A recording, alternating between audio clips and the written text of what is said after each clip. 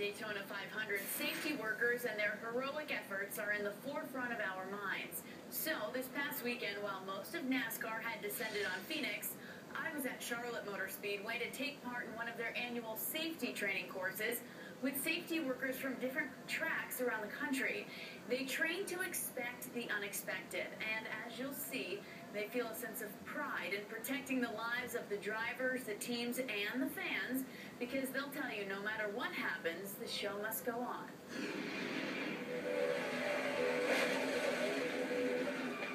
Caution out, caution out. Caution on the speedway. Fire no. Safety first, right? The pin out here, we just use the acronym PASSER. Pull, aim, squeeze, sweep, and ER is evaluate, and then retrieve. All right, fire no. Never want to turn your back to it. You ready? Dana, you ready? Yeah. This is heavy. Pull it.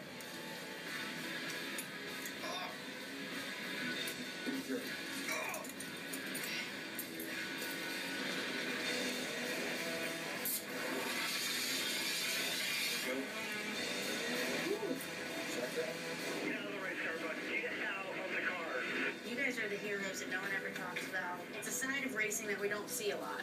Well, and you don't want to see it, because if we're out there doing what we're supposed to do, then something's gone bad for somebody else.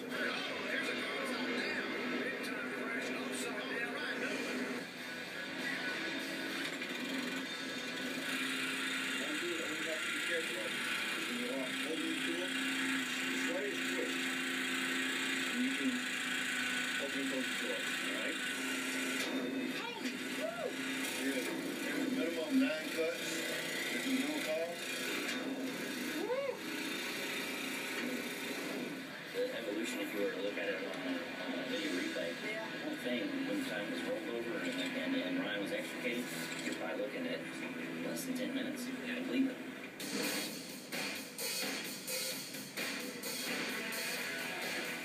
This would be for your everyday engine failure. You know, with the drag strip or wherever we use the same setup. Should an engine let go and lay that stripe of oil down that we've seen shiny on the racetrack before?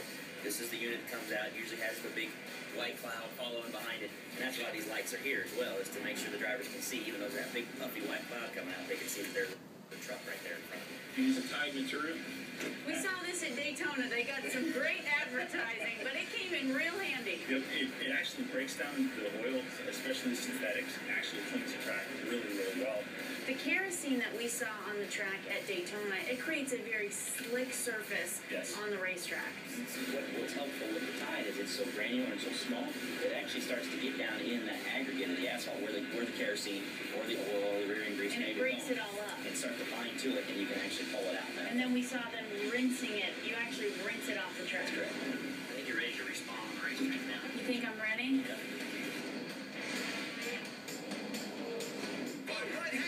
Shaun Johnson. When the caution comes out, the crew chief hits the lights, shifts us in the drive. You guys got here within seconds. That's what we trained for. We trained to respond quickly to any incident, any race event, and that's what we're doing this weekend. They talk a lot about in the media chemistry and how important it is for a driver and a crew chief to have chemistry and develop as a team.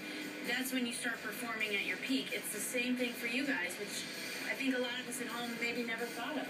We take pride in our job and what we do. That's our training. Yeah, that's what we train to do.